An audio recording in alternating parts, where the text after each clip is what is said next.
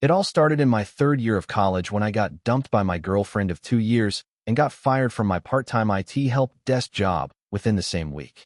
That week cracked something open in me. I was tired of feeling like life was something I reacted to instead of something I created. So I did the most impulsive thing of my life. I dropped out. My parents lost it. My dad told me I was throwing away a stable future in cybersecurity. My mom cried for 2 days. But I couldn't go back. I needed to build something. I just didn't know what. I moved in with my older brother, who had a spare room in his place above a motorcycle repair shop in a kind of sketchy part of town. He gave me 6 months rent-free to figure out whatever the hell it is you think you're doing. I had my laptop, some savings from my job, and an insane amount of free time. That first month, I tried flipping vintage furniture. I scoured thrift stores, cleaned up a few pieces, and sold them on Facebook Marketplace. Made about $600 total. Not scalable, too physical, and my back hurt constantly. I gave up. Then I dove into drop shipping. I built a sleek Shopify store, ran TikTok ads for a minimalist desk lamp I never touched in real life, and burned through $800 in ad spend before getting a single sale. The one customer I did land filed a chargeback. I gave up. It was 2 months in, and I was spiraling hard. I started Googling jobs again, half convinced I'd go crawling back to my college advisor. Then, late one night, I was scrolling Reddit and saw a thread about unsexy businesses that make real money. One comment hit me like a freight train. My brother-in-law clears $300K a year cleaning garbage bins. No joke. I sat up straight. Garbage bins. I did a deep dive. There were companies charging $10, $20 per month to come out once a month and clean residential trash bins using pressure washing trucks. Gross? Yes. But repeatable, scalable, and totally under the radar. The margins looked surprisingly solid, and it required way less startup capital than I expected. I did the math. If I could get 500 monthly subscribers at $15 each, I'd be making $7, 500 month. Minus gas, maintenance, water, marketing, etc., I figured I could still net $4,000 month. It was enough to survive and grow. I borrowed $5,000 from my brother. He demanded 10% equity, which I gave him. I spent it on a used trailer, a 2000 PSI pressure washer from Craigslist, a water tank, and branding decals for my company, BinBlitz. I built a terrible Wix site. I made a Facebook page and posted to a bunch of neighborhood groups offering a first clean free deal. Nothing happened for a week. Then one lady named Karen booked a free cleaning. I drove to her house, blasted her 2 bins clean, and left them spotless. She posted about it in her HOA Facebook group. Overnight, I got 30 requests. I was in business. Over the next 2 months, I cleaned over 400 trash bins by hand. I wore gloves, goggles, and a hoodie soaked in bleach smell 24/7. I smelled like fermented yogurt and old meat every day. But I was alive again. I wasn't reacting. I was building. I refined the model fast. I offered monthly, bi-monthly, and one-time plans. I added pet waste removal for $7 extra. I built a real website using Webflow and Stripe. My first hire was a high school kid named Jeremy who didn't mind the smell. I paid him $12/HR, and he was grateful. Then came the viral video. A local TikTok mom influencer with 80K followers made a video of me cleaning her bins. She used the caption, "This guy made a business cleaning trash cans." Genius. That video hit 500K views in 2 days. My site exploded. I got over 1,200 signups in a week. I had to pause new bookings for a month. I reinvested all revenue into scaling. I bought a proper truck with a mounted hydraulic pressure system. I hired 2 more teams. I negotiated a partnership with an apartment complex to handle their dumpster enclosures. I expanded into commercial accounts, restaurants, clinics, daycare centers. 1 year in, I hit $240,000 in revenue. I paid my brother back with a bonus. My parents still weren't thrilled, but they saw I wasn't just some dropout loser anymore. My mom still introduces me at family parties as he runs a cleaning business, but like, niche. Now, it's been 3 years. BinBlitz operates in 3 cities. We have 11 full-time employees and just crossed $1.2 million in annual revenue. I still remember every single terrible job I failed at before this clicked. And I'm still shocked that the thing that changed my life, my entire trajectory, started with a dirty plastic garbage bin. Here's the real kicker. There's no perfect idea. You don't need to invent a new app or land VC funding to be an entrepreneur. You just need to find a problem, get your hands dirty, sometimes literally, and solve it better than anyone else. I don't wear a suit. I don't pitch investors. I don't code anymore. But I wake up every day knowing I own every hour I live. And no degree or job could ever give me that. If you enjoyed the video, don't forget to leave a like and subscribe to the channel. It helps the content grow and motivates me to create even more great videos. Turn on notifications so you don't miss any new uploads. By the way, I'm curious, when do you usually watch my videos? While working, studying, or just relaxing at home? Let me know in the comments. I'd love to hear from you. Thank you for your support. In 2019, I got laid off from my job as a mid-level project manager at a regional construction firm. I wasn't surprised. They had been bleeding money for months, but I was angry. I had given them 5 years, worked weekends, dealt with nightmare clients, and got a 2-week severance package and a handshake. No, thank you. No support finding something new. At 32, I was single, had no kids, and was sitting on about $9,000 in savings. I also had a dusty garage filled with power tools, a strong back, and a lifelong addiction to building random stuff. So I did what any unemployed, mildly delusional person would do. I started making furniture. Specifically, I started making desks. It was kind of accidental. A friend of mine, Kevin, was working from home and needed a desk. He didn't want the usual IKEA junk, and his budget was around $300. I told him I'd build something from reclaimed wood and steel pipe fittings for the frame. Just enough industrial charm without looking like it belonged in a distillery. I spent $120 on materials, took 2 days to build it, and gave it to him. He loved it. Then he posted a photo on Instagram and tagged me. Within 2 days, 3 of his friends asked if I was taking orders. At the time, I didn't even have a business name. But I said yes, charged them $350 each, and got to work. I reinvested everything into better tools, created a simple Wix site, and slapped the name Iron Grain on it, because I thought it sounded like something a craft beer company would steal. And it stuck. By January 2020, I had made 14 desks, a few coffee tables, and even a bookshelf for a woman who wanted something that looks like it could survive an earthquake, but still be Pinterest cute. I was clearing about $800 a week, working solo in my garage, with a side hustle that now took up 60+ hours. I got smart. I bought wood in bulk from a reclaimed lumberyard and made modular templates so I wasn't designing from scratch each time. I even hired a high school kid to help sand and stain. Then March 2020 hit. COVID. It was like flipping a switch. Orders dried up for a month. I freaked out. My rent was due, and I was staring at a pile of finished desks with nowhere to go. Then, in April, the opposite happened.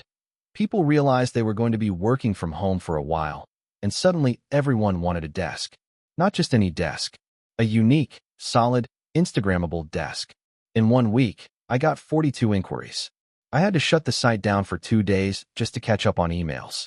I pivoted fast. I stopped doing custom jobs and focused on 3 core models that I could make efficiently.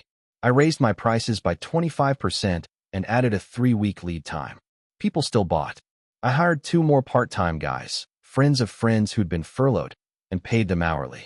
We worked in shifts to stay distanced and masked, turned my garage into an assembly line, and bought a commercial-grade sander that changed my life.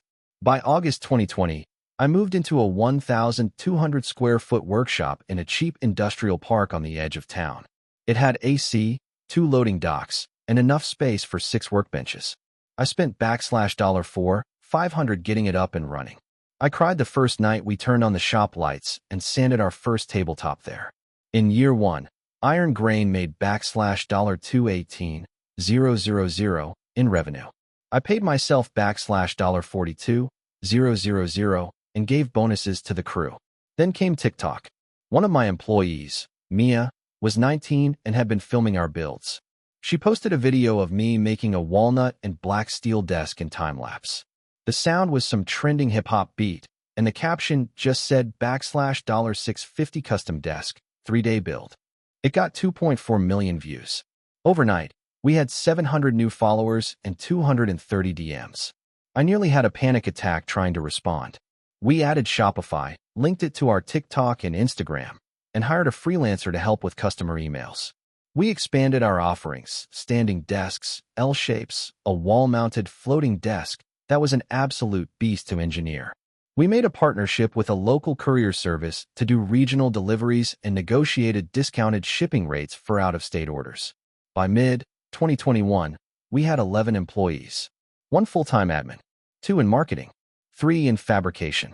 For builders, 1 logistics coordinator. We had benefits. We had payroll. We had a legit brand. Iron Grain became more than furniture. People tagged us in their home office setups like it was a badge of pride. We had customers in 38 states, a 3-week average lead time, and a 4.9-star rating across every platform. In 2022, we hit $1.4 million in revenue. Profit margin was 28%. I paid off my car, got a modest salary, and finally stopped doing overnight sanding shifts myself. Then the big boys noticed. A rep from a national home office brand reached out to license one of our models. I declined. They offered to buy Iron Grain outright for low 7 figures. I thought about it for a week, then said no. I started this in my garage during one of the most uncertain times of my life. And yeah, I built something that people wanted. But more than that, I built something that mattered. Each desk had a story. Every knot in the wood was part of someone's work-from-home journey. I'm not ruling out a sale someday, but not yet. For now, I still walk into the shop every morning, coffee in hand, sawdust in the air, music blasting, and think, I can't believe this is real. I never went back to project management. I never had to. Sometimes getting fired is the best damn thing that can happen to you. In 2017, I was 28, unemployed, and $45,000 in debt. I had just moved back in with my parents after a failed attempt to launch a social media agency in LA that went belly up in 6 months. I didn't even own a laptop anymore. I sold mine to cover my last rent payment before eviction. I felt like a complete failure.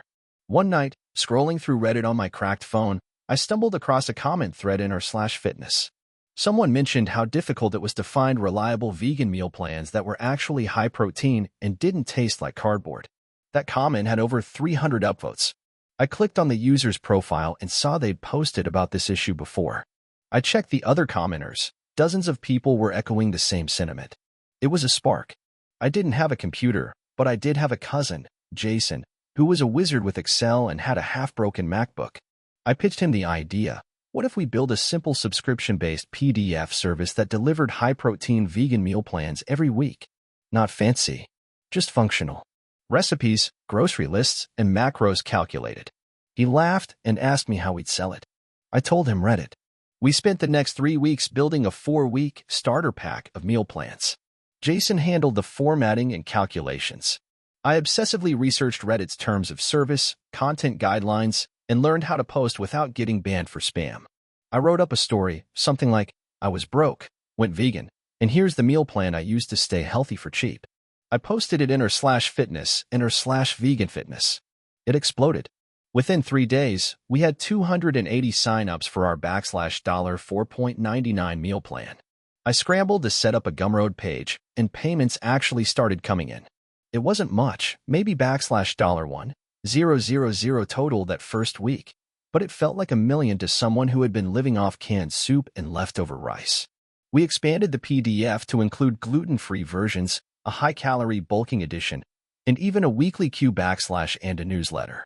By the end of month 2, we were making about $3,200 a month, almost entirely passively. But Reddit is not a long-term funnel. I knew we had to pivot into a real product. I learned how to use Card to make a simple landing page and moved from Gumroad to Stripe. I spent $89 of our earnings on a domain, veganstrongplans.com. We invested in Canva Pro to upgrade our visuals and bought a cheap microphone off Facebook Marketplace to start recording short recipe tutorials. Then came the email list. We gave away a free Vegan Survival Grocery List, PDF, and collected emails through a MailerLite form. That list grew fast. Redditors started sharing the freebie across Discord servers, Facebook groups, and even some fitness forums. By month 5, we had 7,000 emails and were earning around $5,800 per month. This is where things started getting weird. A VC firm reached out. I laughed at the email. We were two broke dudes using a broken MacBook and Canva Pro, selling PDF meal plans. But they were serious. Apparently, someone in their office was using our plans and had shared them internally.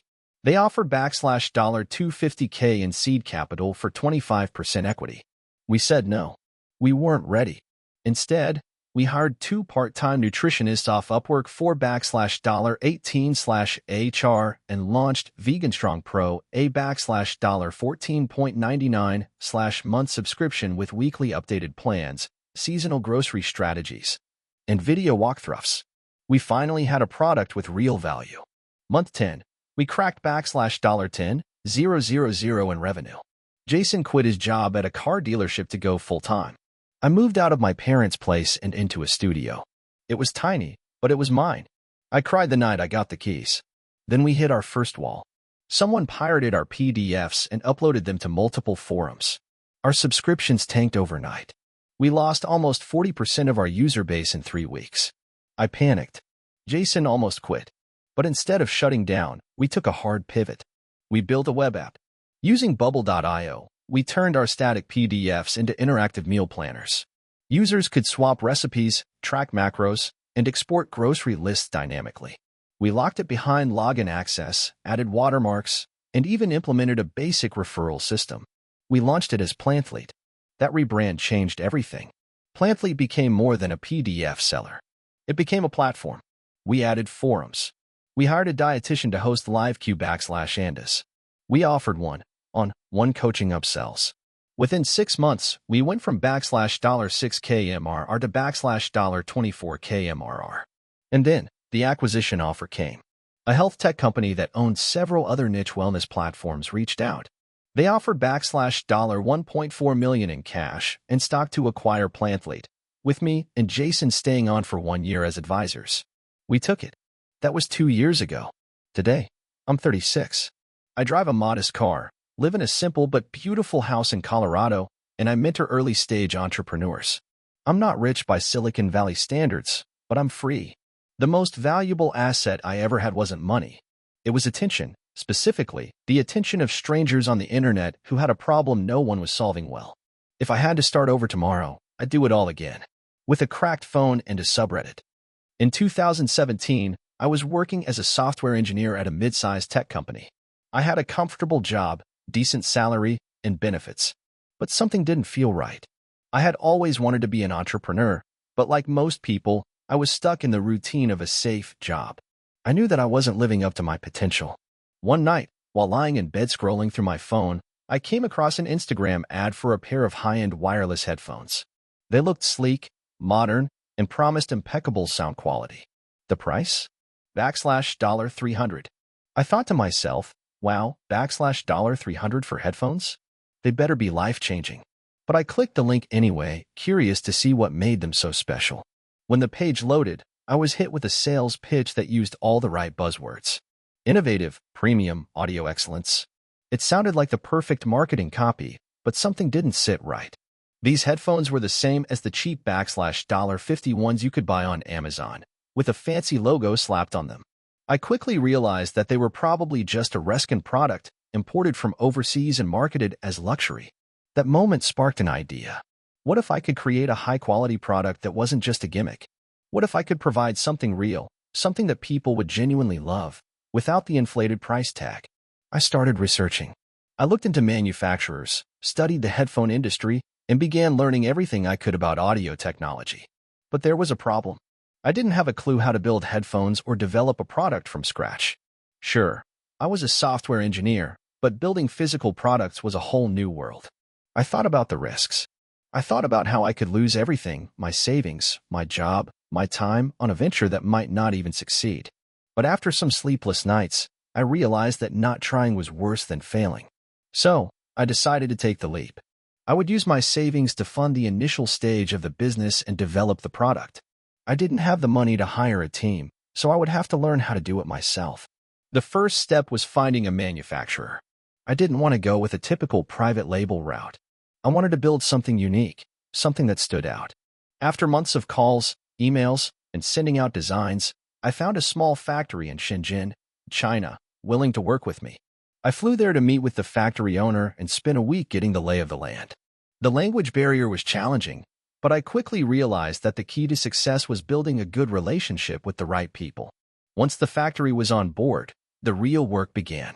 I spent countless hours perfecting the design, adjusting the sound quality, and testing prototypes. I wanted to make sure that my product was genuinely top tier, not just something that looked good on Instagram. It wasn't easy. There were setbacks, problems with manufacturing, issues with shipping, and delays at every step. But I pushed through, and in the summer of 2018, I finally had a product I was proud of: high-quality, wireless headphones at an affordable price. I didn't stop there. I knew that building a great product wasn't enough. I needed to build a brand. I wanted to stand for something more than just selling headphones. I wanted to create a community of people who shared a passion for great audio, technology, and innovation. So, I built a website, created a social media presence, and started posting content, videos, tutorials, reviews, all centered around audio and the lifestyle that came with it. But the real breakthrough came when I launched a Kickstarter campaign. I had seen other entrepreneurs raise funds for their products this way, and I knew it was the perfect platform for launching a new, niche brand. It was a risk. If I didn't hit my goal, I would lose all the time and money I had invested. But I was confident in my product, and the campaign resonated with people. In just 30 days, I raised $150,000, well above my initial target. That was the turning point. With the funds secured, I was able to scale production, hire a small team, and focus on marketing. We were able to deliver our first batch of headphones to our backers by the end of the year, and the feedback was overwhelmingly positive. Customers loved the sound quality, the sleek design, and the price point. Word of mouth started to spread, and we began to see organic growth in sales. By 2019, I had officially quit my job as a software engineer. I was running my business full-time, and things were looking up. The first few months were hectic as I juggled production, marketing, and customer service, but by the end of the year, we had built a loyal customer base. The company was profitable, and I had created something I was truly proud of. By 2020, we had expanded our product line, offering new models with advanced features like noise cancellation, longer battery life, and more. We were featured in tech blogs and even got some press coverage in major outlets. I was invited to speak at industry conferences and network with other entrepreneurs who were once in my shoes. My brand, which started with a single product, had grown into a full-fledged business with employees, investors, and a future that looked incredibly promising. But just when everything seemed to be going perfectly, the pandemic hit. The world shut down. Sales plummeted. Supply chains were disrupted. Shipping was delayed for months. My factory in China faced major production issues. At one point, I thought my business was over. It felt like the universe had conspired to take everything I had built and crumble it down. But I wasn't ready to give up. I had worked too hard. I spent countless hours navigating the complexities of the global crisis, building new partnerships with suppliers, and offering discounts to loyal customers. Slowly, we regained traction, even launching a successful online campaign to promote our headphones as the perfect solution for remote work setups. By mid-2021, things started to bounce back. Sales surged as more people embraced home office setups and sought out high-quality audio products. We expanded our team and moved into a larger warehouse. Our social media presence grew even more, and our customer reviews kept coming in better than ever. As of 2023, my company is generating over $10 million in revenue per year. We're selling globally, with customers from over 50 countries. I built a brand that stands for quality, affordability, and innovation, and I'm incredibly proud of how far we've come. Looking back, I can't believe how far I've come, from a software engineer with an idea to a CEO running a multi-million-dollar business. It wasn't easy. There were moments when I felt like giving up, but every setback, every challenge, every moment of doubt made me stronger and more determined to succeed. I'll never forget the day I made the decision to leave my job and pursue my passion. It was scary, but it was the best decision I ever made. I took a huge risk, but the rewards have been worth it. To anyone out there thinking about starting their own business, do it. There's no perfect time, and you'll never be fully prepared. But if you're passionate about what you do, and you're willing to put in the work, it's possible. If I can do it, so can you. I had always been told that I was the type of person who would never make it as an entrepreneur. People used to tell me that I lacked the skills, the drive, and the resources to start a business. They'd say, "Why don't you stick to your stable job? It's safer that way." But somewhere deep inside, I knew I couldn't ignore the pull of wanting to create something of my own. It all began when I was working a regular 9-to-5 job in the marketing department of a mid-sized company. I had a decent salary, a comfortable life, and everything seemed to be going just fine. But I didn't feel fulfilled. I was working on projects for other people's businesses, pouring my energy into ideas that didn't excite me. I found myself fantasizing about starting my own venture, but the idea seemed too far-fetched. I wasn't a tech genius or a financial wizard. What could I possibly offer that the world needed? One day, a friend of mine invited me to an entrepreneurial networking event. It wasn't the kind of thing I would usually attend, but I thought, what's the harm? So, I showed up. And from the very first conversation, I could feel the energy in the room. It was electric. I met people who were in the trenches, grinding it out, building things from scratch. They had all sorts of stories to share, and I could tell they were all passionate about what they did. They made it seem achievable. In a strange way, I felt like I was supposed to be there. At the event, I struck up a conversation with a guy named Matt, who was about my age. He had a small digital marketing agency, and over the course of an hour, he shared his story with me. Matt wasn't some Silicon Valley tech mogul. He was a guy who started his business out of his garage and grew it from the ground up.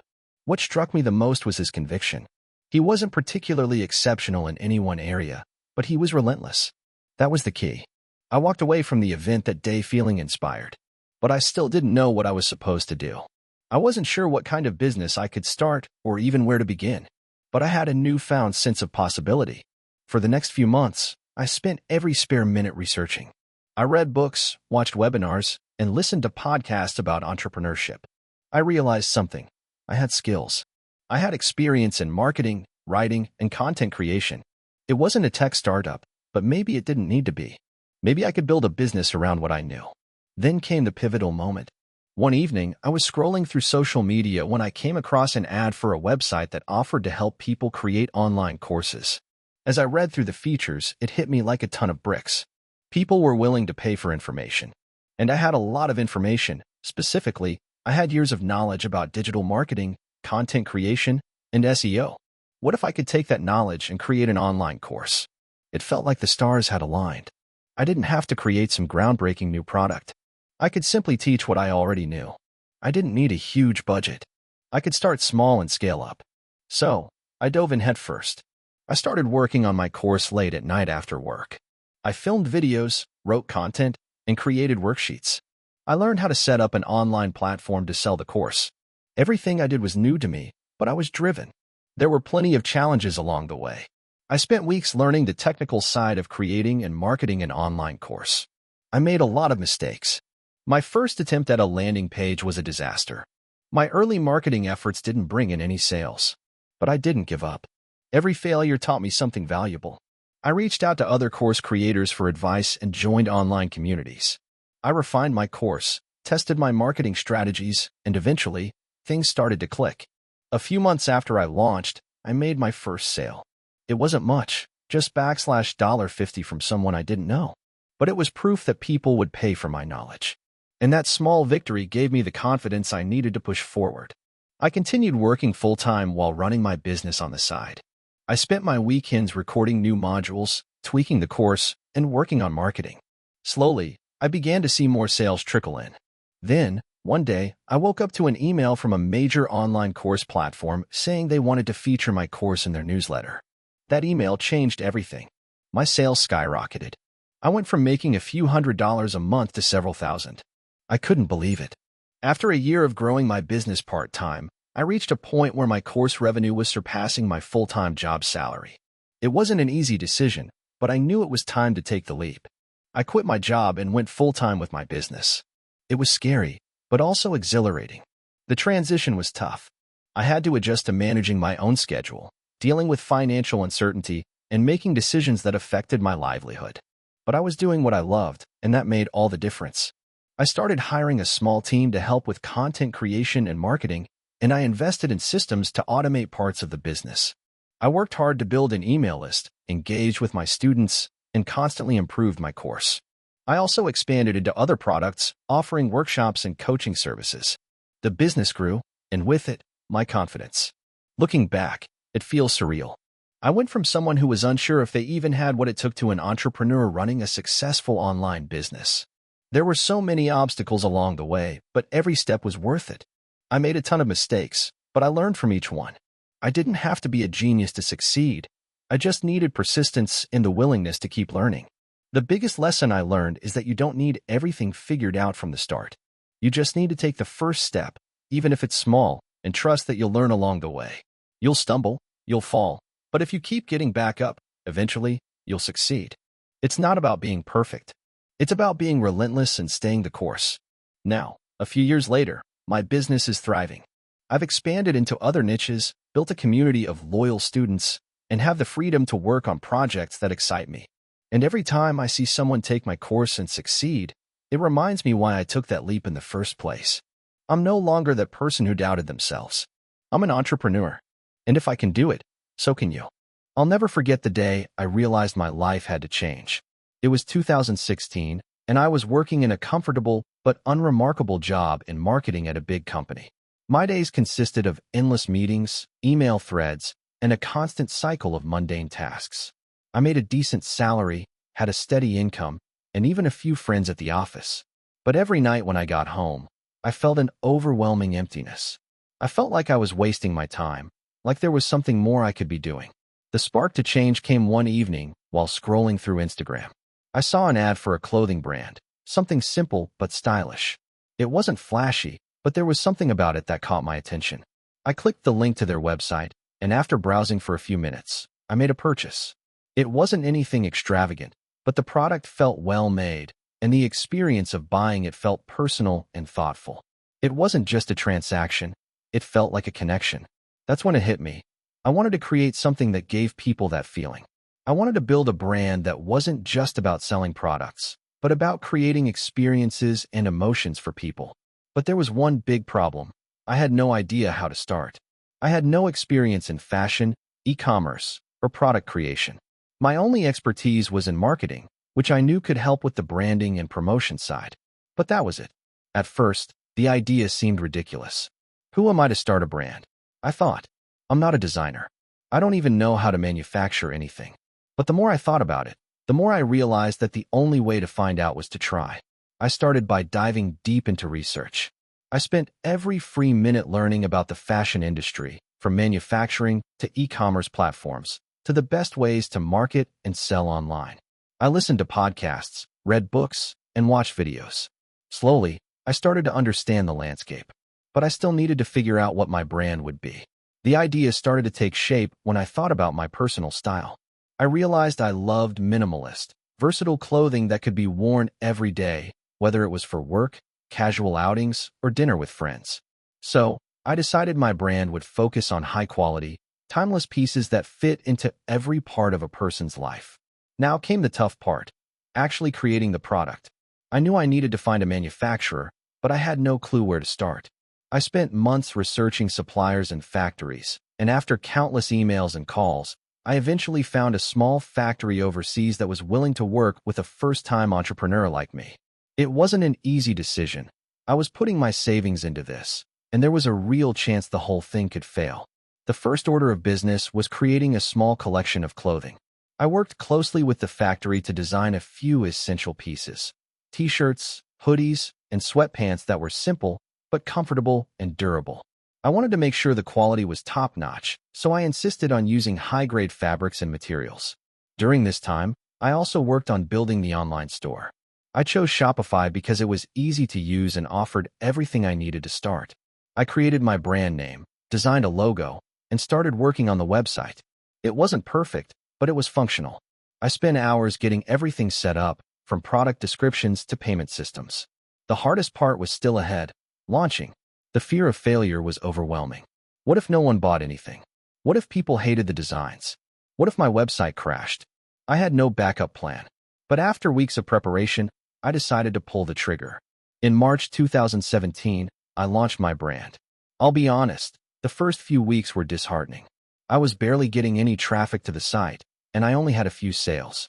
But I wasn't ready to give up. I turned to social media, knowing that it was the best way to get exposure without spending a fortune on ads. I started posting regularly on Instagram, showing off my designs, sharing behind-the-scenes looks at the process, and connecting with people in the fashion community.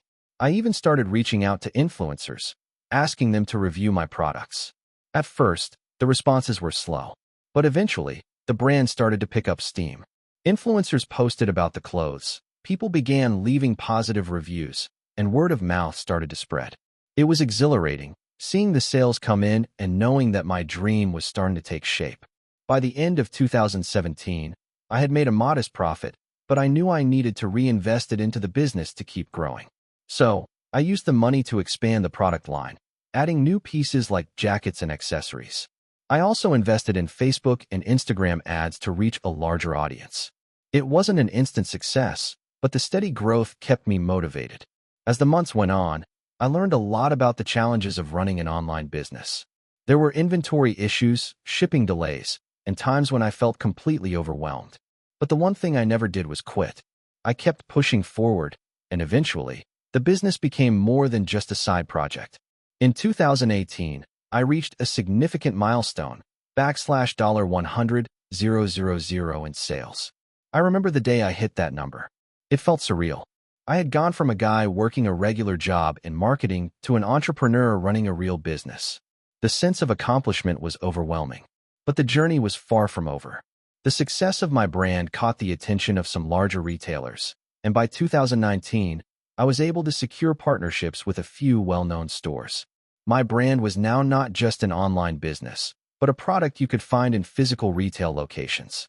This was a game changer, and it opened up new opportunities for growth. By 2020, my business was fully self-sustaining, and I was able to hire a small team to help with customer service, logistics, and marketing. I also started traveling to fashion trade shows and building relationships with other entrepreneurs in the industry. It was at one of these events that I met a potential investor who offered to back my brand, giving me the chance to scale up even further. Today, my brand is recognized in the industry, and we generate millions in revenue each year. I've expanded my product line to include footwear, outerwear, and even accessories. What started as a small, passion-driven idea has turned into a thriving business that's growing each year. Looking back on everything, it's hard to believe how far I've come. There were plenty of late nights, moments of doubt, and financial risks along the way. But I'm proud of what I've built. I'm living proof that with passion, persistence, and the willingness to take a leap of faith, anyone can turn a dream into reality. If there's one thing I've learned, it's that the only way to succeed is to start. Don't wait for the perfect moment because it may never come. If you have an idea, take action. There will be obstacles, there will be challenges, but that's all part of the journey. Believe in yourself, and the rest will follow. It all started with a single conversation.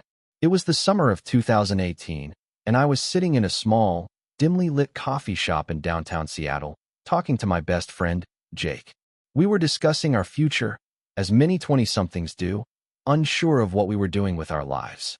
Jake was always a dreamer, and I was the realist, always cautious, but I loved how he could turn any random thought into a potential business idea. That day, he said, "What if we made something simple?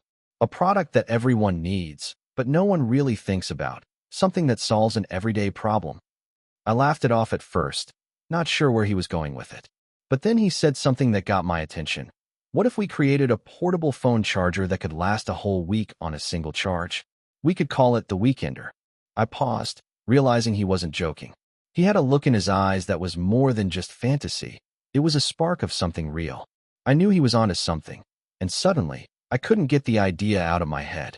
By the time we finished our coffee, we were already sketching out the rough details of what the Weekender could look like. It was crazy, ambitious, and sounded impossible, but in that moment, I was all in. I went home that evening and started researching. Could a portable charger really last that long? What would it take to make one? The more I dove into it, the more excited I became. The battery technology was available, but it was expensive. The challenge wasn't creating the product, it was bringing it to life in a way that made sense both functionally and financially. The next few weeks were a blur. Jake and I started making lists of everything we would need: engineers, designers, suppliers, and of course, money. We didn't have any of it. Jake had just finished a part-time gig at a tech startup, and I was working as a copywriter for a small marketing firm. We were both living paycheck to paycheck, trying to figure out how to make this idea work. But we were determined. We knew that the first step was building a prototype. It didn't have to be perfect, but it had to work. We didn't have the budget to hire engineers full-time, so we did what any broke 20-something would do. We took to the internet. There were dozens of online communities, engineering blogs, and forums full of people willing to help if you were passionate enough. We learned a lot from those forums.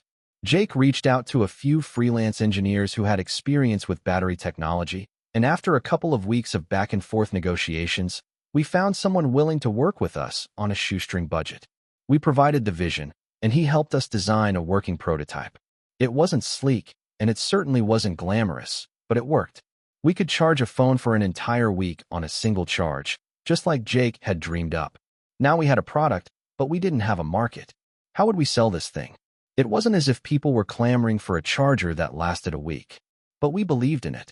And that belief led us to crowdfunding. We launched a campaign on Kickstarter, setting an initial goal of $50,000. It was the amount we needed to produce the first batch of the Weekender chargers.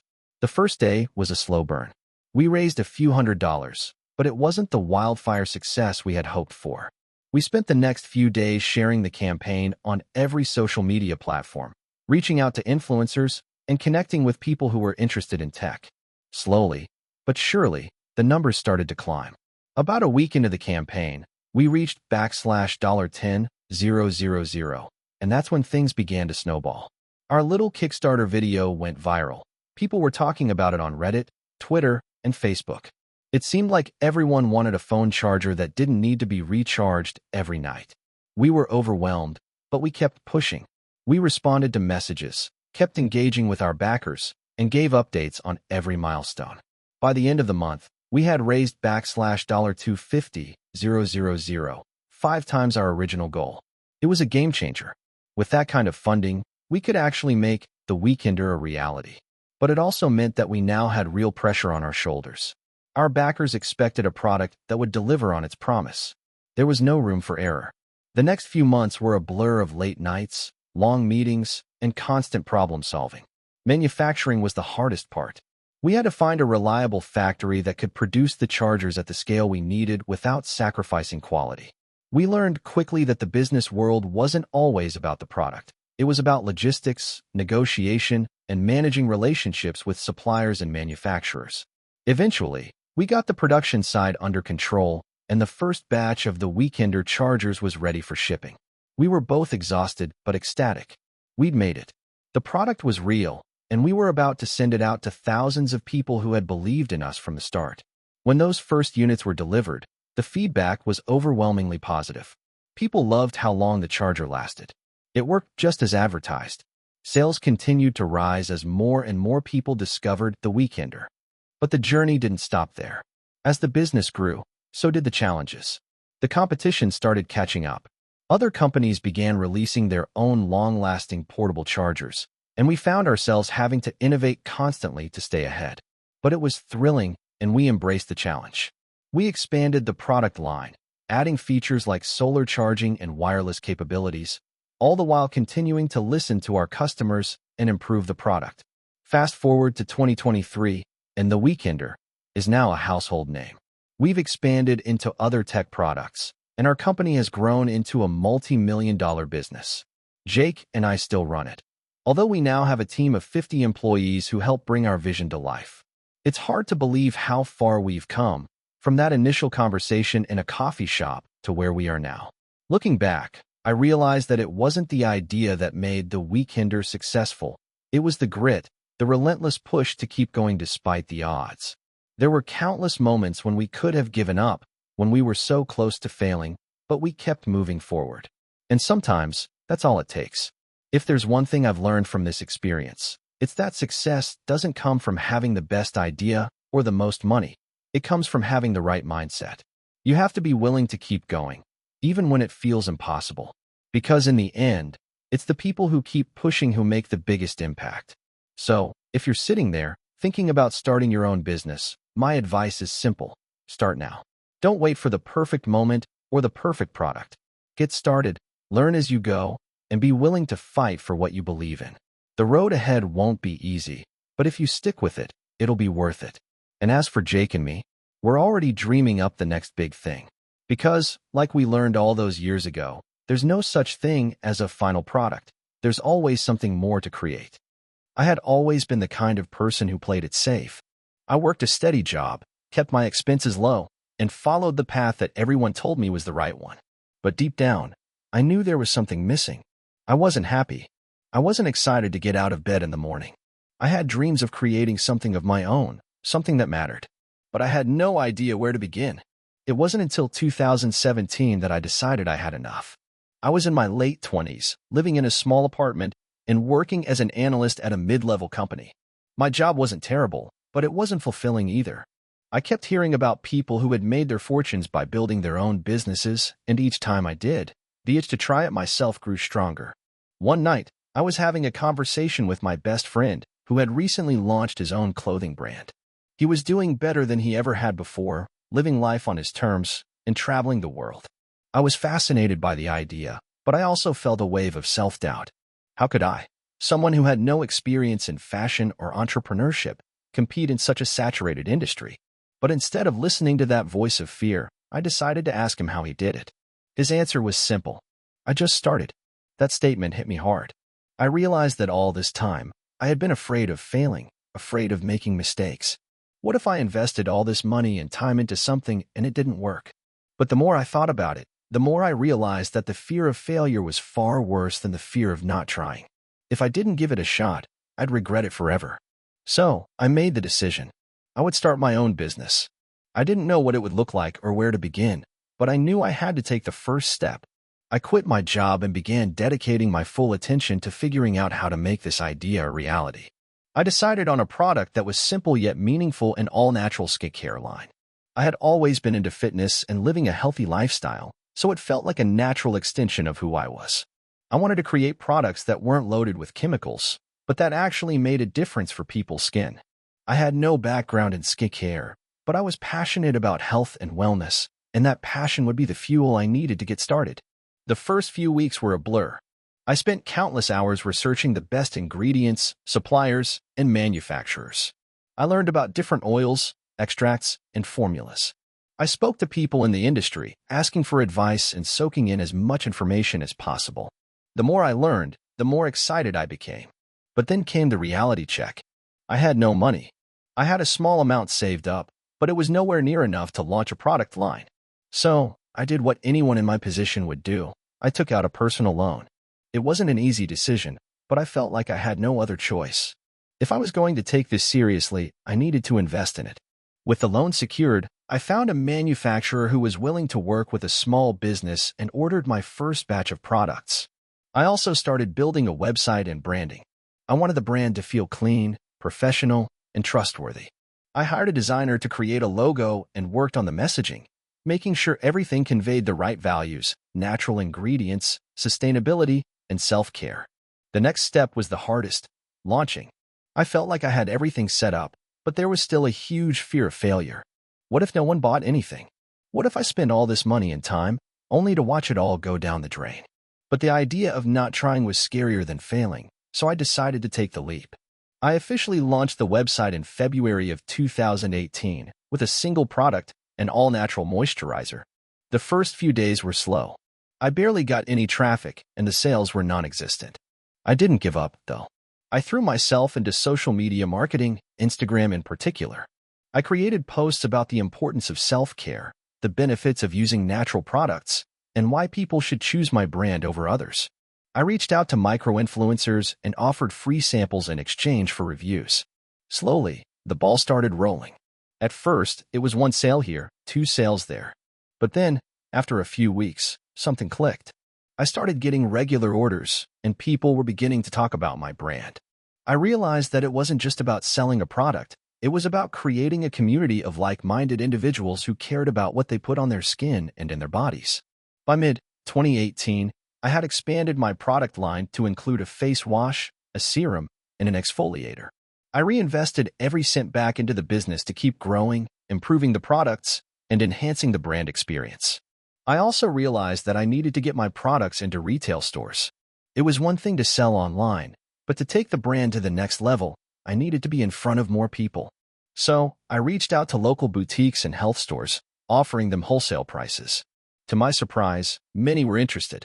By the end of the year, I had secured a deal with a regional retailer, and my products were being sold in stores. In 2019, things started to take off in a way I hadn't expected.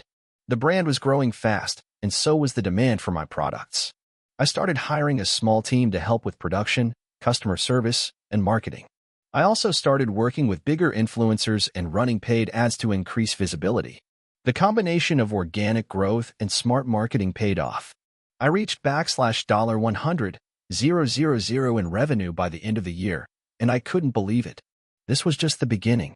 The next 2 years were a blur of growth. The brand expanded into more stores, and the online presence continued to flourish. I started selling internationally, and by 2021, I hit a major milestone $1 million in revenue. It was surreal. The journey that started with a personal loan and an idea was now a full-fledged business, and I was doing it on my own terms. I'm not going to lie, it hasn't been easy. There have been moments of doubt, financial struggles, and setbacks. But every challenge was an opportunity to learn and grow. Looking back, I'm grateful for all of it, the sleepless nights, the fear, and the uncertainty. It was all part of the journey. Today, my brand is thriving, and I'm living a life I never thought possible. I've built something that I'm proud of, something that helps people take care of themselves, inside and out. If there's one thing I've learned, it's this: don't let fear hold you back. The only way to fail is to never try. If you're thinking of starting something, don't wait. The perfect time is never going to come. You just have to start. Hey, friends, if you enjoy this content, don't forget to like the video and share your thoughts in the comments. We really want to know what you like and what can be improved. What do you think of the video? Are there any topics you'd like to see in future videos? Your feedback really helps us get better. Thanks for being with us. I was 22 when I decided to start my first business. At that time, I had just graduated college with a degree in business administration, and like most of my peers, I was looking for a job in a corporate environment. The problem was, every time I looked at job postings, I felt like I was suffocating. The idea of working under someone else, following their rules, and dealing with office politics made my skin crawl. It was frustrating because, even though I had this fancy degree, the only thing I felt qualified for was answering phones or taking notes in meetings. I had always been the creative type, and while I loved the theoretical parts of business, marketing, strategy, growth, I found myself constantly daydreaming about starting something of my own. The idea of taking risks and being my own boss excited me far more than any corporate gig. But at the time, I was broke. I didn't have much to my name other than some student loan debt and a car that was barely running. But there was one thing I had learned throughout college. Every successful business started with an idea, and ideas don't have to cost much money. I decided I wasn't going to wait around for someone else to give me permission to succeed. If I wanted to be an entrepreneur, I was going to start small and figure it out as I went along. One day, I was sitting in a coffee shop with my best friend, Greg, who had always been the more practical one between us. We were talking about life, the future, and, as usual, my vague dream of starting a business. Greg had just started working at a tech startup, so he had a little more experience in the business world than I did. But even he wasn't sure how to go about getting started. We bounced around a few ideas, but nothing stuck, until Greg mentioned how he had recently been looking for a better way to organize his digital photos. That was the spark. It was one of those moments where everything clicked. I realized that the average person, like Greg, probably had thousands of photos scattered across their devices, phones, computers, tablets, but organizing them was such a hassle. There were no good, simple tools to keep things in order. People were constantly dealing with duplicates, blurry photos, and an overall mess. I thought, what if I could build an app that helped people manage their digital photos easily? I knew nothing about coding, and my design skills were far from great, but that didn't matter. I decided to dive into this idea head first. I spent weeks researching photo organizing apps, what features were missing, and what users were complaining about. The more I researched, the more I realized how big this problem was. I knew I had found a niche. People wanted simplicity, but the market was flooded with overly complicated apps. I could create something straightforward that anyone could use, regardless of their tech knowledge. I started by sketching out the basic design of the app, even though I couldn't code a line of software to save my life. I hired a freelance developer to help me bring the idea to life. The early stages were slow, and I felt overwhelmed by the amount of work required. I would work during the day, then stay up all night sending emails, reviewing code, and figuring out the best way to make my vision a reality. I was essentially learning as I went, and there were plenty of sleepless nights where I questioned whether I was just wasting my time. There were also financial pressures. My savings had all but evaporated, and I had maxed out my credit cards to pay for the development work. I still remember the gut-wrenching moment when I realized I didn't have enough money to finish the project. I borrowed money from my parents, and I used every trick I could think of to stretch my resources. I started doing freelance work, anything I could get my hands on to make up the difference. But just as I was about to give up, I got a break. A small tech blog picked up my app, and within a day, the downloads started pouring in. It was slow at first, but then the feedback came flooding in. People were loving it. I couldn't believe it. I had done it. After months of work, sleepless nights, and barely scraping by, my app was out there in the world. But I quickly learned that building something was only half the battle. The real challenge was marketing. I had to figure out how to get the word out, and I didn't have a big budget to work with. I started reaching out to bloggers, influencers, and anyone I could find in the tech space to get them to review the app. I used social media relentlessly, posting about the features and benefits of my app on every platform I could think of. I also leaned heavily on word-of-mouth marketing. Every time a user gave me positive feedback, I would ask them to share the app with their friends. I knew that if I could get a few passionate users, they would help spread the word. It worked. Slowly but surely, the app began to gain traction. After a year of relentless work and small successes, I finally managed to turn a profit. But it wasn't easy. There were many times when I thought about quitting. There were times when I was down to my last few dollars, and I had no idea how I was going to keep going. But each time I hit a wall, I found a way to push through it. Sometimes, it meant working for 20 hours straight. Other times, it meant finding creative ways to market the app for free. As my app grew, I eventually brought on a small team to help with development, marketing, and customer support. Over time, we expanded the app's functionality and introduced new features. We started generating revenue from premium subscriptions, and things were finally starting to look up. Fast forward to today, and my company has grown significantly. I have a small but dedicated team, and the app has millions of active users. Looking back, it's hard to believe how far we've come. There were times when I doubted myself and almost gave up, but persistence and a willingness to learn got me through. Starting a business isn't easy, and it certainly isn't glamorous. There's no straight path to success, and every entrepreneur will face obstacles. But one thing I've learned is that persistence is key. When you hit a roadblock, don't stop. When you fail, learn from it and try again. If you want something badly enough, you'll find a way to make it work. Today, I'm still running the company I started years ago, and I've learned that success isn't just about the money or the app itself. It's about the journey. The people you meet, the lessons you learn, and the personal growth you experience along the way. If there's one piece of advice I can give to aspiring entrepreneurs, it's this: don't be afraid to start small. The road to success doesn't always look how you expect it to, but if you keep moving forward and stay true to your vision, it will take you somewhere amazing. It was a rainy Friday night in downtown Chicago when I got the call that would change everything. I had just finished a round of drinks with my team after a grueling week at work, where everything seemed to be going wrong, and I was on the verge of burnout.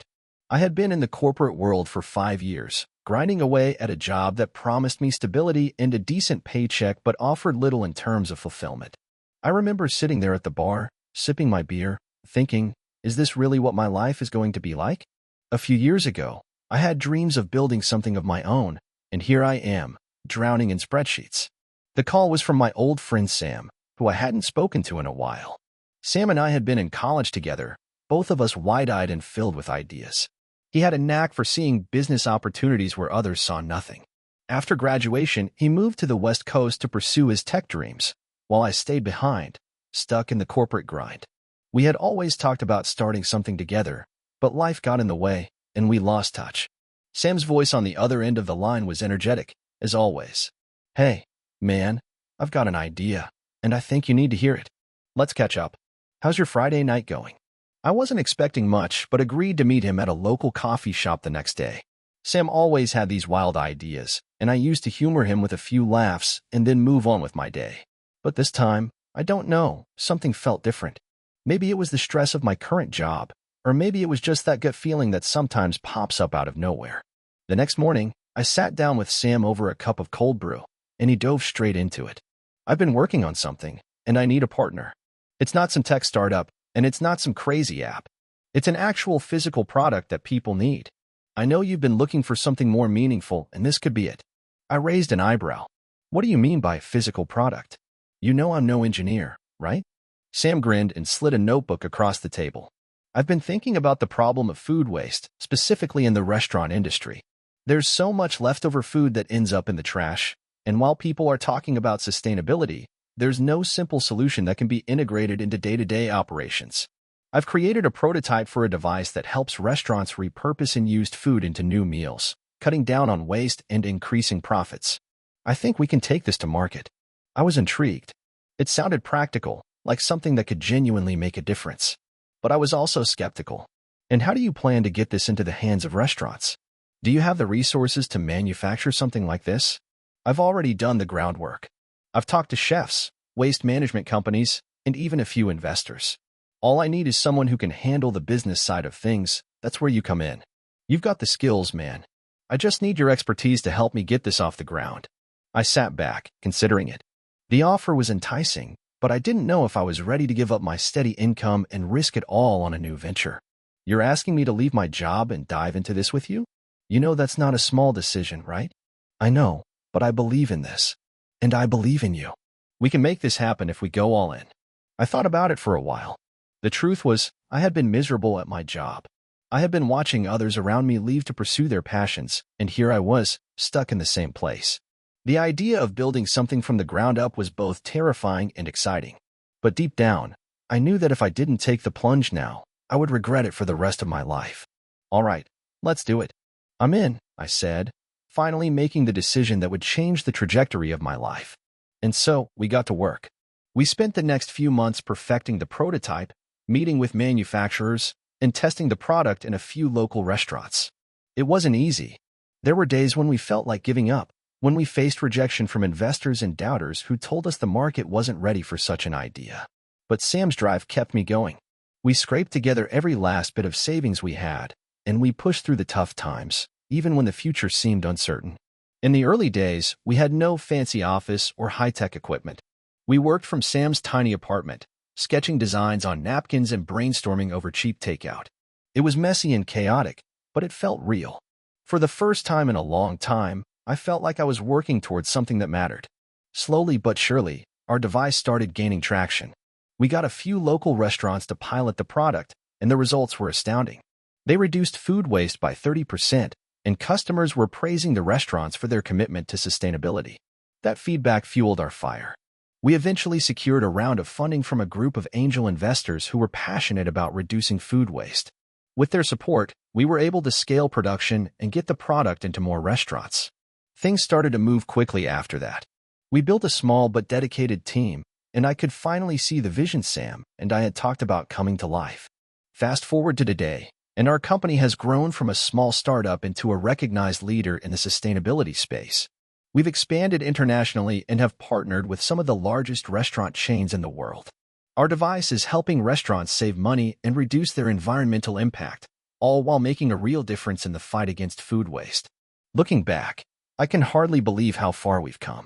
I still remember those sleepless nights spent trying to figure out how to make ends meet, the constant doubts, the fear of failure. But I also remember the excitement of seeing our product in its first restaurant, the pride I felt when we got our first positive customer review. It was worth every second of the struggle. If there's one thing I've learned from this journey, it's that you can't be afraid to take risks. Life is too short to settle for mediocrity, and sometimes you have to take a leap of faith, even when it seems impossible. I never would have imagined that a random call from an old friend would lead to where I am today, but it did. And I wouldn't trade this adventure for anything in the world. So, if you're out there, feeling stuck in your career or wondering if it's too late to pursue your dreams, take it from me. It's never too late. You never know where one conversation or one decision can take you. The risk might be scary, but the reward is beyond worth it. I grew up in a small town where everyone knew everyone's business. It was the kind of place where your neighbor was also your mechanic, your grocer, and your dentist. I remember sitting in my backyard, watching the older kids ride their bikes down the street, dreaming of someday leaving for something bigger, something more. But at that point, leaving seemed like a far-off fantasy. Life was simple, and most people seemed content with the way things were. My family didn't have much, but we had what we needed. My dad worked as a mechanic, and my mom worked at the local grocery store. We weren't struggling, but we certainly weren't thriving. It was always about making do. The idea of becoming a millionaire or owning a business was a pipe dream, something reserved for people who had the right connections or grew up in the right places. But somewhere deep inside me, I always believed I could do something more. When I turned 18, I got my first job. It wasn't glamorous, just a part-time gig at the fast food joint down the street. But it was mine, and I learned something valuable during that time. I hated working for someone else. There's something about the way you're treated in low-wage jobs that sticks with you. I was constantly reminded that, no matter how hard I worked, I was just another cog in the machine. I wanted out.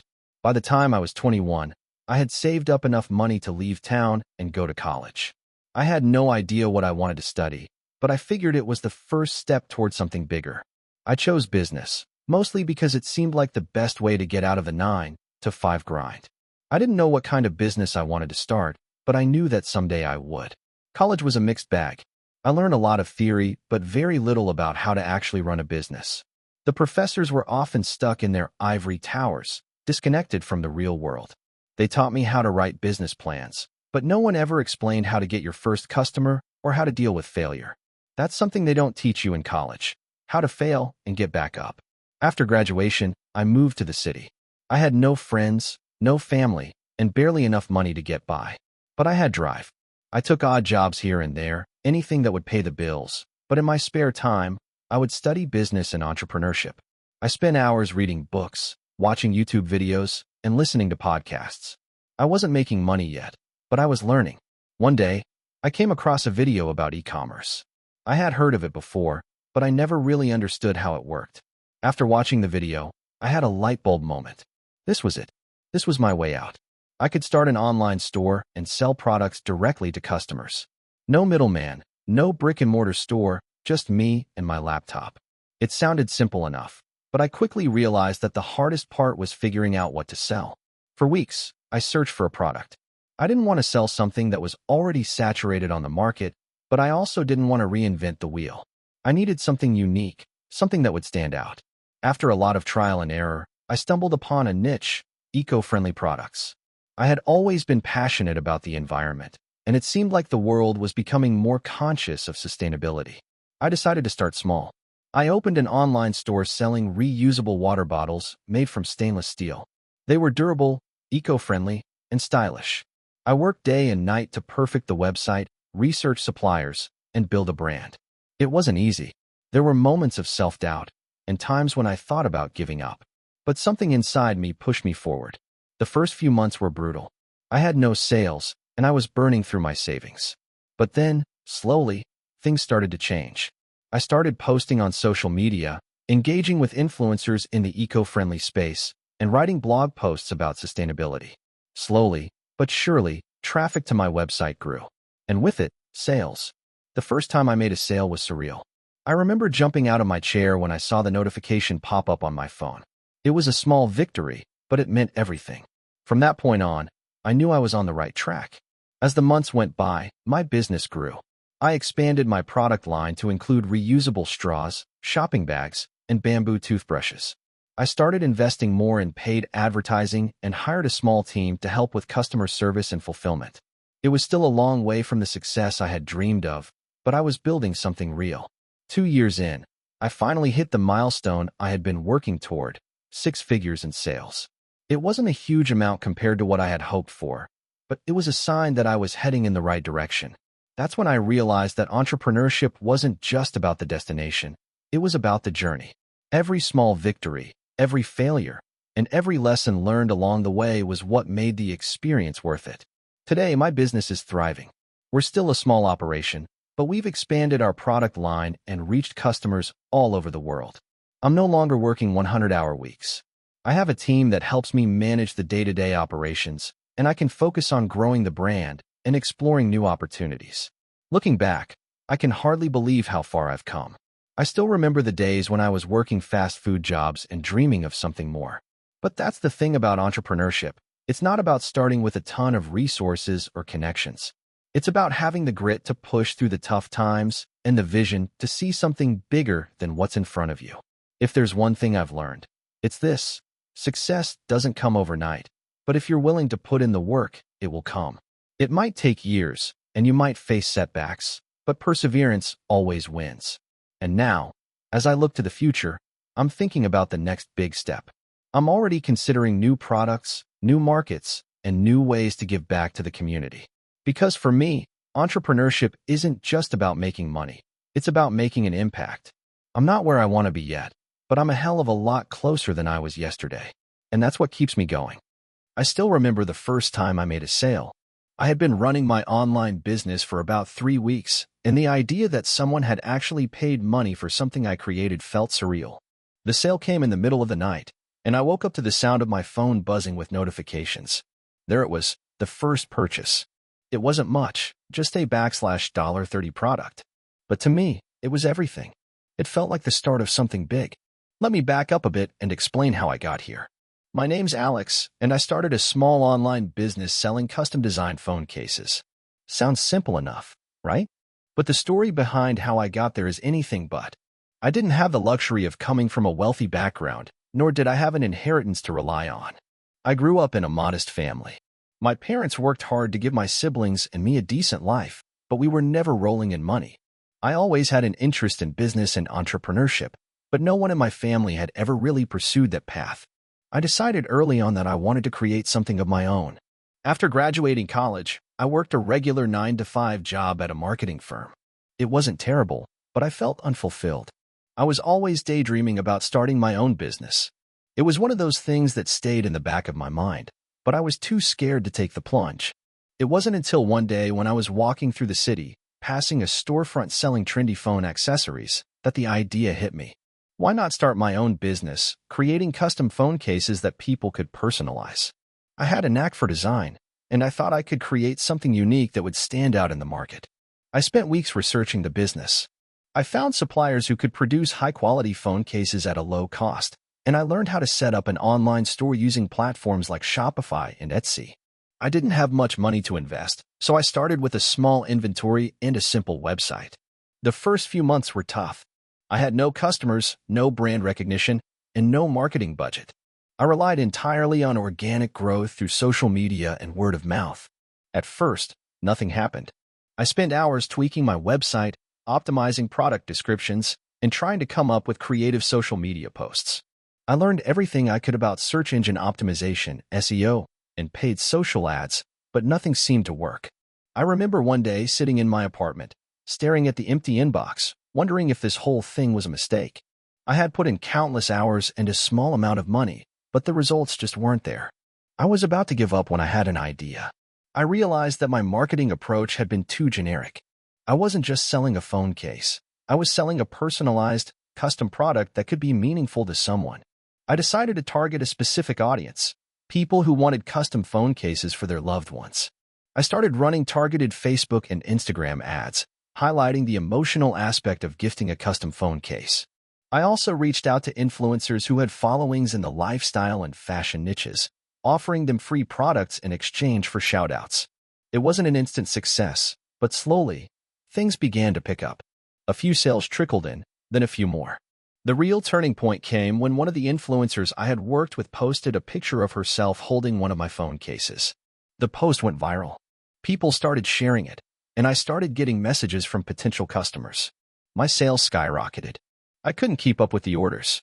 I was overwhelmed, but I was finally seeing the fruit of my labor. I quickly realized that I needed to streamline my operations if I was going to continue growing. I started outsourcing the fulfillment of orders to a third-party company that specialized in e-commerce logistics. This allowed me to focus on the creative and marketing side of the business while someone else handled the shipping and inventory. With the extra time, I expanded my product line. I introduced new designs, collaborated with artists, and even offered customization options like adding names or initials to the cases. This variety helped attract even more customers. By the end of my first year in business, I had surpassed $100,000 in revenue. That milestone felt like an enormous achievement, but I knew it was just the beginning. The road wasn't always smooth sailing. There were months when sales would dip, and I would question whether I was doing enough. I learned the hard way that running a business requires constant adaptation. One of the biggest challenges I faced was managing cash flow. I often had to reinvest most of the profits into new inventory or marketing campaigns, which left little room for mistakes. There were times when I felt like I was on the brink of burning out, especially when things didn't go according to plan. But the one thing I always did was keep going. I never gave up. Every time I faced a setback, I found a way to learn from it and move forward. Slowly but surely, the business began to thrive. One of the biggest breakthroughs for me came when I realized the importance of customer service. I had been so focused on growing the business that I had neglected to engage with my customers. I started responding to every message, comment, and review. I offered personalized thank you notes with every order and went out of my way to make my customers feel valued. This personal touch led to a lot of repeat business and positive word-of-mouth referrals. As I moved into my second year, I started focusing more on branding. I wanted my business to stand for something more than just custom phone cases. I wanted to create a community of people who valued personalization and creativity. I hired a branding expert to help me refine my message, and together we developed a unique voice for the company. We started collaborating with artists and designers to create limited edition collections, which helped us stand out in a crowded market. By the time I reached my third year, the business was running smoothly. We had grown to a point where we were generating over $500,000 in revenue annually. I had a small but dedicated team of employees, and I was able to delegate most of the day-to-day tasks. I could now focus on long-term strategy and product development. Looking back, it's hard to believe how far we've come. From that first sale to generating $500,000 in revenue, it feels like a lifetime ago. But I know that the reason for my success wasn't luck. It was sheer determination. I never gave up, even when it seemed like everything was working against me. If I could offer any advice to aspiring entrepreneurs, it would be this: don't expect overnight success. There will be times when you want to quit, when it seems like nothing is working. But if you keep pushing, if you keep learning, and if you keep adapting to the changing landscape, you'll get there. Entrepreneurship isn't a straight line. It's full of twists and turns. But as long as you stay committed to the process, you'll be amazed at what you can accomplish. Now, as I look forward to expanding into new markets and growing my brand even further, I can't help but feel proud of what I've built. But more importantly, I'm excited about the journey ahead. It was the summer of 2016 when I first came across the idea that would change my life. At the time, I was just another 23-year-old stuck in the grind of a 9-to-5 job I didn't care about. I worked as a junior marketer for a mid-sized digital marketing agency, and I had little to no passion for what I did. My days were spent sitting in front of a computer, managing social media accounts and writing content for clients who didn't seem to care about anything but their next paycheck. There was no excitement, no fulfillment, just the unending routine. One late afternoon, I was scrolling through Reddit when I stumbled upon a post that caught my attention. It was a simple story of a guy who started a business selling custom t-shirts online and made over 6 figures in his first year. He had no special skills, no previous business experience, just a passion for graphic design and an idea. I thought to myself, if he can do it, why can't I? I had always been into graphic design, even back in high school. I spent hours making logos for friends and dabbling in Photoshop. The idea of combining that with an online business seemed like the perfect opportunity. I spent the next few days researching. I read every article, watched every YouTube video, and scrolled through hundreds of Reddit posts to learn everything I could about starting an online store. Eventually, I landed on Shopify as the platform I would use to set up my store. The problem was, I had no clue what niche I should focus on. I didn't want to create generic t-shirts like everyone else was doing. I wanted something unique, something that would stand out. I spent days brainstorming ideas and reaching out to potential customers on social media to get feedback. Eventually, I found my niche, geek culture. I was a huge fan of comic books, video games, and science fiction movies, so I decided to create custom t-shirts that catered to that audience. I spent the next few weeks creating designs. I used my spare time to sketch and refine graphics for my t-shirts. I made sure to stay true to my own interests, hoping others would resonate with my designs. The designs were a mix of pop culture references, inside jokes, and minimalist artwork inspired by the things I loved. It was a labor of love, and I was genuinely excited to get started. The next hurdle was sourcing the shirts. I didn't have a large budget, so I opted for a print-on-demand service. This way, I wouldn't have to buy hundreds of shirts up front, which would have been a huge risk given my limited funds. I partnered with a print-on-demand company that integrated seamlessly with Shopify. I set up my online store, uploaded my designs, and launched my shop, calling it Geekware. At first, nothing happened. The store sat there, collecting digital dust. I had no traffic, no sales, and no clue how to market my products. It was a blow to my confidence, but I wasn't ready to give up just yet. I started experimenting with Facebook ads, Instagram posts, and even a few YouTube videos where I showcased my designs and gave my thoughts on geek culture. Slowly but surely, things started to pick up. I began getting a few sales here and there, and that was all I needed to keep pushing. But the breakthrough moment came when I decided to join a few Facebook groups dedicated to comic book fans and gamers. I posted my designs in the groups, staying respectful and contributing to the conversations. At first, people ignored my posts. But then, a few members started commenting, asking where they could buy the shirts. I was cautious not to come across as too sleazy, so I just casually linked my store when the opportunity presented itself. Eventually, one of my designs went viral in one of these groups, a minimalist Batman logo that resonated with the community. The orders flooded in. That was my first taste of real success. I sold over 200 shirts in 1 week, and it felt surreal. I couldn't believe it. For the first time in my life, I was doing something that mattered to me, and it was paying off. But I didn't want to stop there. I knew I needed to scale. The next step was reinvesting the money I made into advertising. I doubled down on Facebook ads, experimenting with different ad sets and targeting options. I also expanded my product line, offering hoodies, mugs, and phone cases. I reached out to influencers within the geek community to get their opinions on my designs. Some said yes, others said no, but the ones who agreed to promote my products helped me get noticed by a wider audience. By the end of 2017, Geekware was generating a consistent monthly income. I was able to quit my marketing job and focus on my business full-time. But even then, it wasn't smooth sailing. There were challenges along the way, inventory issues, difficult customers, and the constant pressure to keep up with trends in geek culture. But with each obstacle, I learned more and became better at handling the ups and downs of entrepreneurship. As the years went on, I expanded my brand even further.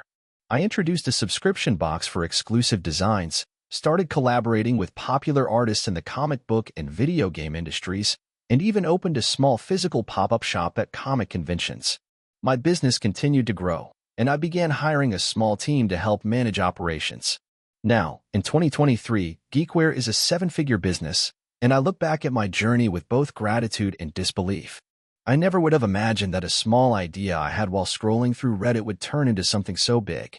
The road wasn't easy, and there were times when I doubted myself, but I'm proud of what I've built. It wasn't just about the money, it was about creating something that people love, something that makes them feel connected to a community. And most importantly, it's about proving to myself that I could do it. I'm still a geek at heart, and now, I get to make a living doing what I love. But if there's one thing I've learned from all of this, it's that success doesn't happen overnight.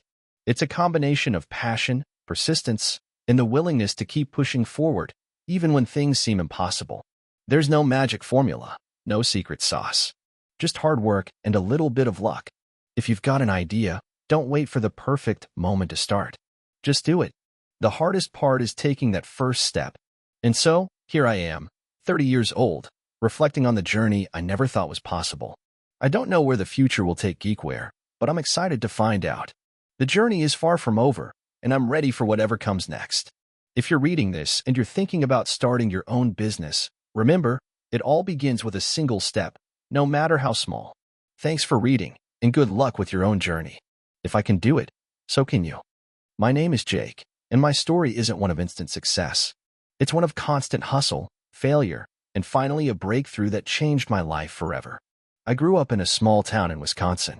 My family wasn't poor, but we weren't exactly rich either. My parents were hardworking middle-class folks.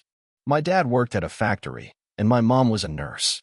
They always taught me the value of hard work and the importance of never giving up, even when times were tough. Throughout my childhood, I was always the dreamer. I wanted to start a business. At the time, I didn't know what kind of business, but I knew I wanted something of my own. I used to spend hours imagining owning a store or an online shop, figuring out ways to be my own boss. My parents, on the other hand, believed in stability, work hard, get a good job, and everything would fall into place. They never truly understood my entrepreneurial dreams.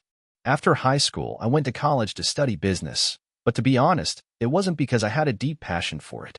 I was there because I felt like it was the only option that would get me a decent-paying job. I quickly realized that I didn't enjoy the academic structure, the endless lectures, the assignments, and the professors who had never actually run a business themselves. It just didn't sit right with me. I felt trapped. So, halfway through my second year, I dropped out. I had no real plan. My parents were furious.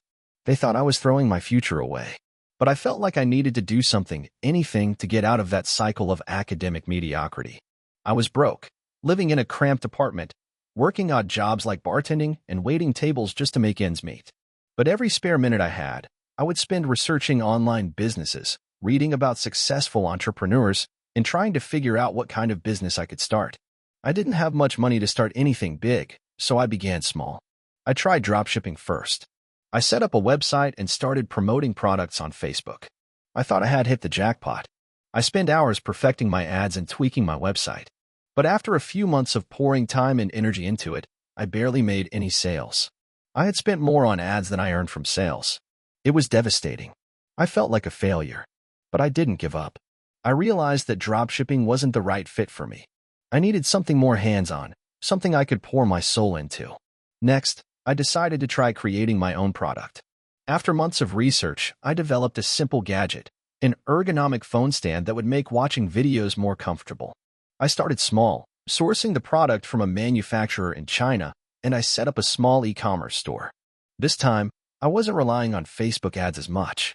I tried everything: Instagram marketing, influencer collaborations, even YouTube tutorials. Still, the sales trickled in slowly. But I noticed something: I was getting better at it. My product wasn't perfect, but it was improving. I was listening to customer feedback and refining it. Slowly, word of mouth started to spread, and the sales increased. It wasn't enough to quit my day job yet, but it was a start. As I got better at marketing and building my brand, I decided to quit my bartending job and focus full-time on my business. It was a risk. I had a small cushion of savings, but I had no steady income coming in. But it was either sink or swim. I poured everything I had into the business: my time, my energy, and what little money I had left. There were many sleepless nights where I questioned whether I made the right decision, but I kept pushing forward. Months passed, and I was finally starting to make a real profit. I invested in better quality products, expanded my product line, and started building a team. Things were finally starting to take off. But that's when the real challenge began. In early 2020, the pandemic hit, and the world shut down. For a moment, everything felt like it was crashing again. My supply chain was interrupted, my team was working from home, and I didn't know if people would still want to buy anything during such uncertain times. For a while, sales plummeted. But this time, I didn't give up. I used the downtime to revamp my entire business. I adapted my marketing to the new reality. I began offering products that catered to the homebound lifestyle, things like home office accessories and comfort-related items. I also pivoted to selling more direct-to-consumer via social media platforms like TikTok and Instagram. People were spending more time online than ever before, and I capitalized on that. As the months went by, things slowly started to recover. By the end of 2020, my business had more than doubled in sales.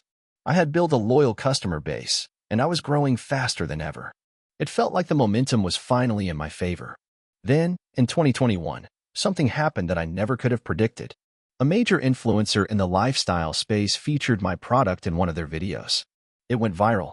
Suddenly, my little business was getting orders from all over the world. I couldn't believe it. My website crashed multiple times due to the volume of traffic. I had to hire more staff to keep up with the orders. That's when I realized the power of social proof and the importance of having the right people on your side. I had always thought that I had to build everything on my own, but now I understood that partnerships and leveraging the right platforms were just as important. Today, I am the founder and CEO of a multi-million-dollar e-commerce brand. I have a team of 30 employees, and we sell products in multiple categories. Our brand is known for its quality, its commitment to customer service, and its innovative designs. But the road to success wasn't easy, and it certainly wasn't fast. It took years of trial and error, setbacks, and sacrifices. The hardest part about entrepreneurship is that it's a constant journey of reinvention. Just when you think you've figured everything out, something changes. You have to be flexible and ready to adapt. But at the end of the day, the one thing that kept me going through all the hardships was my unwavering belief that I could build something from nothing. It's that mindset that helped me get through the darkest days and led me to where I am today. If I could offer one piece of advice to anyone starting out, it would be this: don't let failure define you. Every failure is a lesson, and every setback is just a setup for a comeback. Keep pushing forward, learn from your mistakes, and never give up. The road may be long, but the destination is worth it. I used to work a dead-end job in a call center. My days consisted of mindlessly answering calls, dealing with rude customers, and feeling like I was stuck in a never-ending loop. I knew I wanted more out of life, but I had no idea where to start or how to escape the grind. One day, something clicked. I decided to take control of my future, and that decision changed my life forever. I'll never forget the moment I realized I needed to leave my job. It was a Friday afternoon, and I was about to clock out for the weekend. My boss called me into his office and told me that I had to stay late to help with a project. I was frustrated. My plans for the evening involved catching up with friends, enjoying some downtime, and forgetting about work for a while. But my boss didn't care. As always, he expected me to drop everything for the company's needs, even though I was paid barely above minimum wage. That was when the realization hit me. I didn't want to live like this anymore. I didn't want to be at the mercy of a company that saw me as just another cog in the machine. I wanted more. More freedom. More control. More money. I spent that weekend thinking about my options. I had no special skills, no formal education beyond high school, and no rich relatives to help me get ahead. But I was determined. I had been watching YouTube videos, reading articles, and listening to podcasts on entrepreneurship for months. It seemed like everyone had a side hustle or a business idea that was taking off, and I felt like an idiot for not doing the same. The more I thought about it, the more I realized that I could start a business too. The key, I decided, was to start small and scale up over time. After all, I didn't have any money to invest in a massive startup, and I wasn't about to quit my job just yet. I needed to figure out something I could do in my spare time to start building the foundation for my future. At first, I thought about opening an online store. I had some experience with graphic design, and I figured I could create custom t-shirts or other merchandise. But when I looked into it, I realized how saturated the market was. Everyone and their dog seemed to be selling t-shirts, and I had no idea how to stand out in such a crowded space. Then, I stumbled upon dropshipping. For those of you who don't know, dropshipping is a business model where you sell products without holding inventory. When someone buys something from your store, the supplier ships it directly to the customer. It sounded like the perfect solution. I didn't need a lot of money to get started, and I didn't need to worry about inventory or shipping. I spent the next couple of weeks researching dropshipping, watching tutorials, and learning everything I could about setting up an online store. I had no tech skills, so the thought of building a website was terrifying. But I pushed through it. I ended up using Shopify, which made it pretty simple to create a professional-looking store, and I found a supplier who offered products at a reasonable price. Finally, I was ready to launch. I remember feeling a mix of excitement and terror as I clicked the Publish button on my website. I knew it was just the beginning, but I was proud of what I had accomplished. I didn't expect to become a millionaire overnight, but I knew that this was the start of something big. The first few months were tough. I spent hours tweaking my website, adjusting the prices, and trying to drive traffic to my store. I used Facebook ads, Instagram influencers, and Google ads to get the word out, but nothing seemed to work. I would get a few visitors here and there, but no one was buying anything. It was frustrating, and there were times when I wanted to quit and go back to my call center job. But I didn't quit. I kept pushing forward. I learned from my mistakes, optimized my ads, and refined my product selection. Slowly but surely, sales started to come in. The first time I made a sale while I was asleep, I couldn't believe it. I remember waking up to a notification on my phone that said, "You've made a sale." It was a small win, but it felt like a huge victory. Over the next few months, I continued to refine my store and scale up my marketing efforts. I realized that Instagram was the key to my success. I started posting daily, engaging with followers, and reaching out to influencers who might be willing to promote my products. Eventually, one influencer agreed to post about my store, and that was the turning point. Sales started pouring in, and I knew I was onto something. As my store grew, so did my confidence.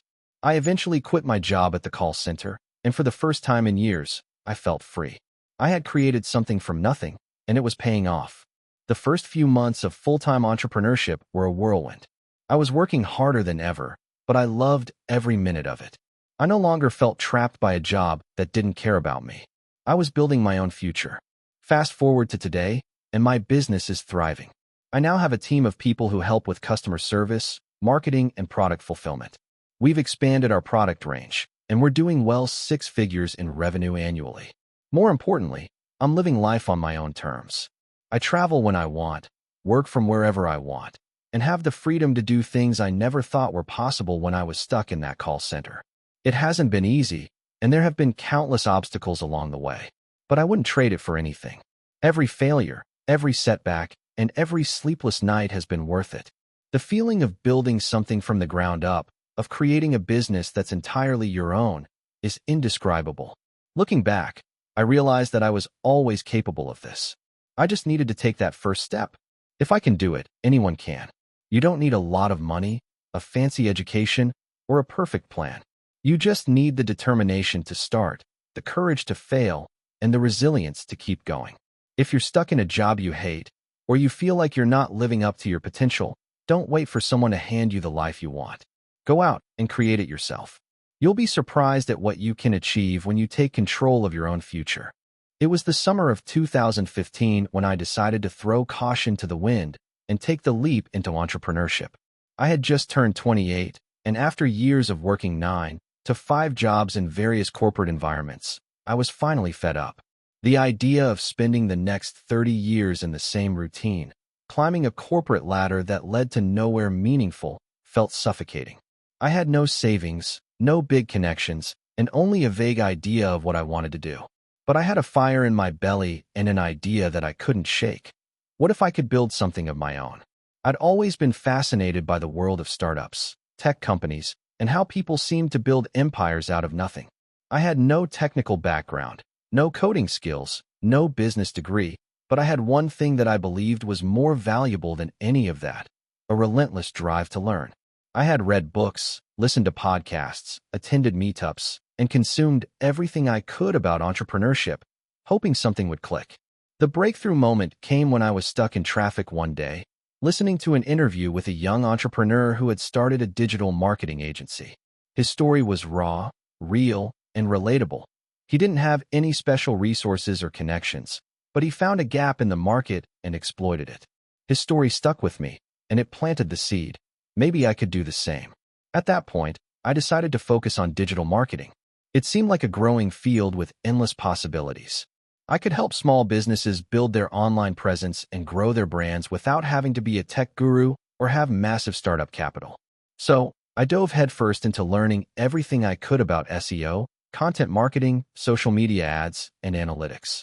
The problem was, I had no clients, no portfolio, and no money to even set up a basic website. I borrowed a few $100s from my parents, set up a basic website, and created a portfolio using fictional clients I made up. It wasn't perfect, but it was enough to get me started. I didn't want to wait around for the perfect moment or for the right clients. I took the mindset that I would have to learn by doing, no matter how messy the first steps were. The first few months were brutal. I sent out hundreds of cold emails to local businesses, offering to run free marketing campaigns in exchange for testimonials. The responses were sparse, and when I did get responses, most of them were rejections. I won't lie, there were days when I felt like giving up. But every rejection only fueled me to keep going. I started to tweak my approach. I researched each business individually, created custom proposals, and tried to personalize my outreach. Eventually, my persistence paid off. The first client I landed was a local bakery. They had no social media presence, and their website looked like it was built in the early 2000s. I worked for free, but I poured my heart into their marketing campaign. I built them a social media strategy, created ads, and revamped their website to be more mobile-friendly. After a few weeks, the bakery started seeing more customers, more engagement, and a noticeable boost in sales. When the owner called me to thank me, I could feel the excitement building in me. This was my moment, proof that I could actually do this.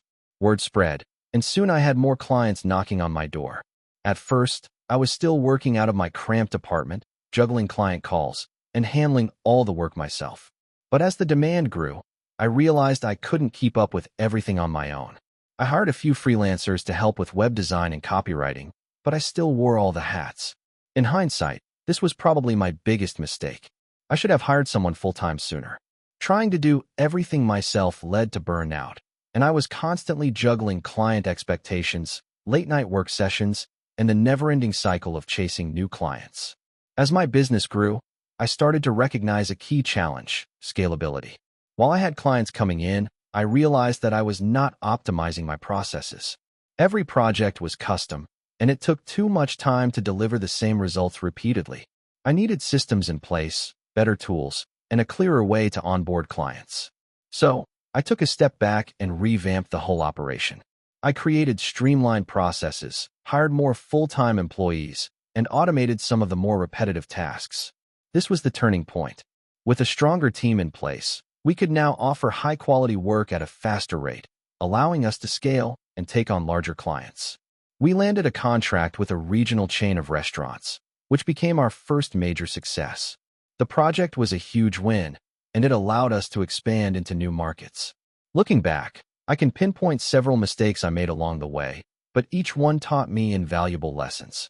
The biggest one: understanding that entrepreneurship is not about having the perfect idea or perfect execution from the start. It's about persistence, learning from your mistakes, and having the guts to keep going even when things feel impossible. That's what truly separates successful entrepreneurs from those who give up halfway through. By 2018, my small digital marketing agency had grown into a full-fledged business with over 20 employees. We worked with clients across multiple industries, from retail to tech to health and wellness. We expanded our offerings to include branding, video production, and email marketing.